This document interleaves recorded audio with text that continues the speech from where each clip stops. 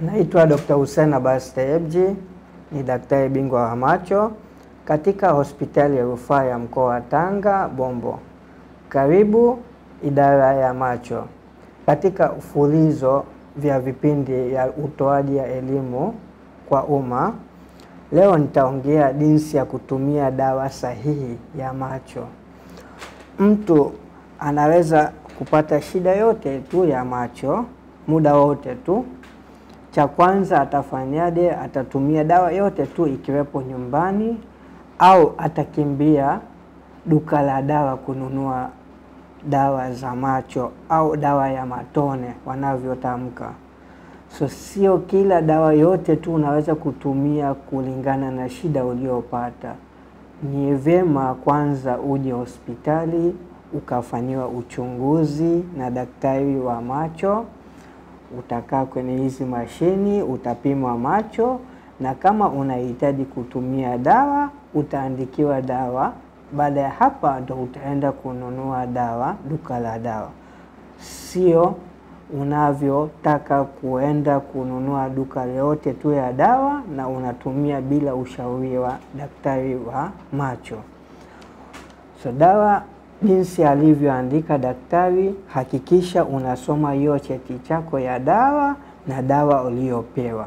Kwa saa hapa jinsi unavyoona kuna dawa zote za matone, lakini ni aina mbalimbali kulingana na shida yako ya macho. So hakikisha unacheki hiyo dina uliyopewa na boksi uliyopewa ni sahihi au la.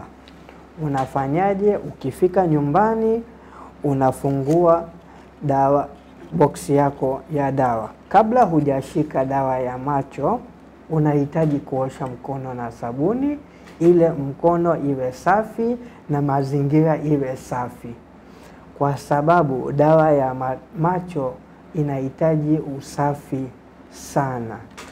So kama ukifungua dawa, umeshaosha mkono na dawa, umeshaosha mkono na sabuni, hapa umeona kwamba hamna matone inayotoka. Unafanyaje? Watu wengine wana tabia ya kuchukua kisu, watatoboa na chochote kali. Sio sahihi. Hakikisha kama matone haitoki, kwa sababu dawa ni mpya kwa ajili ya usalama wenu.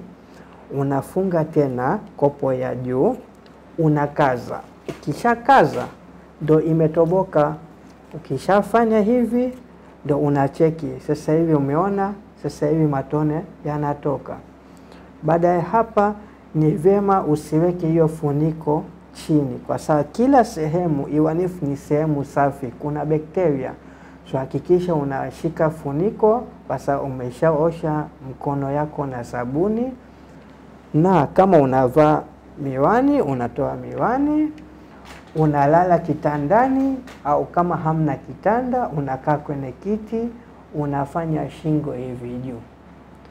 Umeshafanya hivi shingo juu, inashauriwa kama kuna ndugu au mtu yote yuko pembeni akusaidie kuweka dawa, kwa sababu kwanza macho imeathiri, alafu ukiweka dawa pia unakuwa na kiasi ya uoga. So unaweza kuhisi nimeweka dawa lakini dawa imetoka nje. So ni wema mtu akusaidie kuweka dawa. Baada ya hapa unawekaje?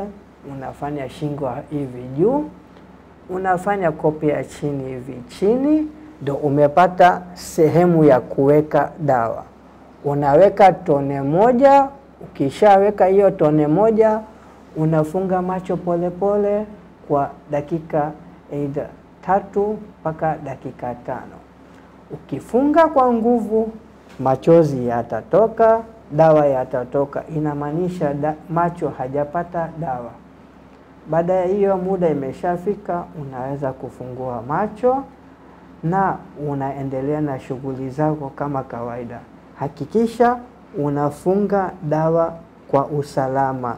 Haitakiwi kuguswa hapa na mkono wala hapa na mkono, kwa sababu utaingiza bakteria na utafunga bakteria kwenye hiyo funiko na hiyo dawa. Ukiweka tena utaendelea kuweka bakteria kwenye macho, hii utapata shida nyingine.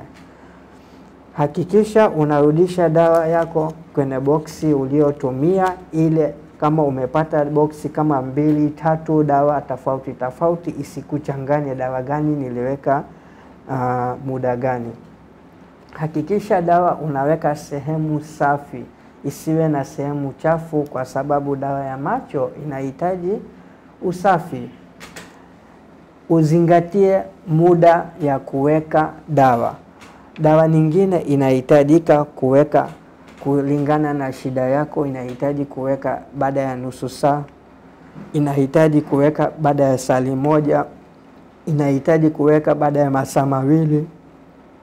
So hakikisha kabla hujatoka hospitali, daktari au manesi au mfamasia akueleweshe jinsi ya kuweka dawa baada ya muda gani.